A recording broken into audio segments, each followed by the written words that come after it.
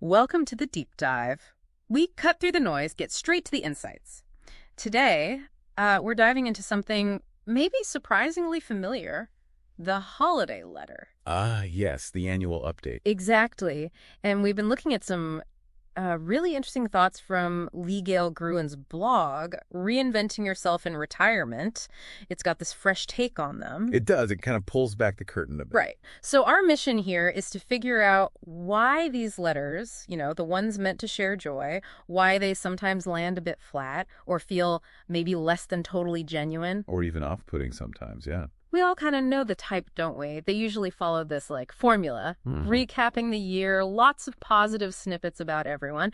And Gruen points out it's maybe not something people did quite as much, earlier in life. Yeah, that's an interesting observation. The blog highlights how they're often just packed with this, what does she call it, fairy tale wonderfulness. Right. And while, okay, the intention might be good, sharing joy and all that, this constant stream of wonderful, blessed, fortunate, it can just get, well, a bit tiresome, a little boring even. Yeah, I can see that. And, if you think about it bigger picture, it makes your own life feel like it pales in comparison sometimes. Oh, definitely. That comparison trap. Exactly.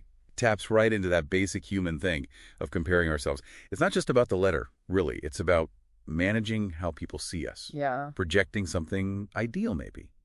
Or just getting attention. Okay, so let's get specific. Lee Gale Gruen gives some pretty vivid examples. The examples are quite something. Yeah, like picture getting a letter saying, oh, Hyacinth is just loving her new college, but the real story. Expelled from the last one for drugs, did some jail time, community service. Whoa, okay. Big difference. Or Maxwell finally fulfilled his dream, left his firm, started his own company. Sounds great on paper. Right. But actually, he was, let's say, encouraged to leave because of shoddy work. And the new company HQ is like a tiny metal shed. Oof. Yeah, that paints a picture. You can almost feel the awkwardness, can't you? It makes you think, how many of those letters have we all maybe gotten over the years? Exactly. And these are just, funny stories. Gruen uses them to show these sort of hidden motives. Right, the why behind it. That everything is wonderful stuff. It's not just sharing good news. Often it's a kind of one-upmanship. A brag, basically. Yeah, essentially. Mine is better than yours.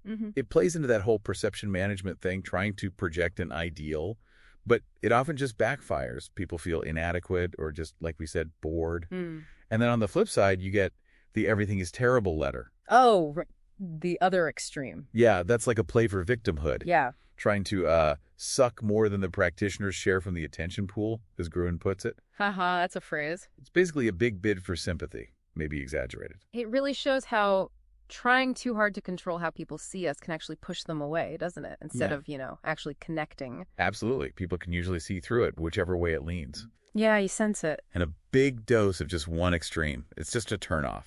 Okay, so if you do feel you want to send a holiday letter, maybe an email update, what's the advice from the blog? Well, the suggestion is balance. Simple as that, really. Tell what really happened. Okay.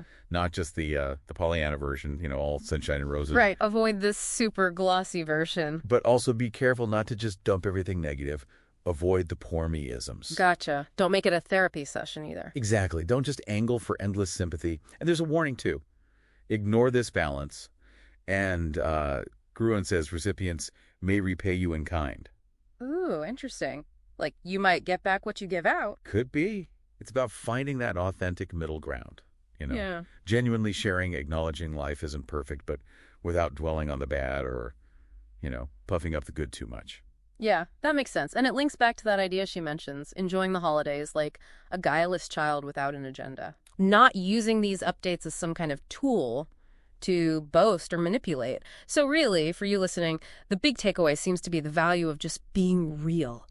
Authenticity, balance, especially around the holidays when we're sharing updates. Yeah, fostering actual connection, not just performing positivity or negativity. And Gruen leaves us with this thought, which is quite powerful. Yeah, she asks basically, if we let go of those hidden motives, the one-upmanship, the victimhood, what kind of genuine connections could we actually build? Not just at the holidays, but in all our interactions. That really does make you think, doesn't it?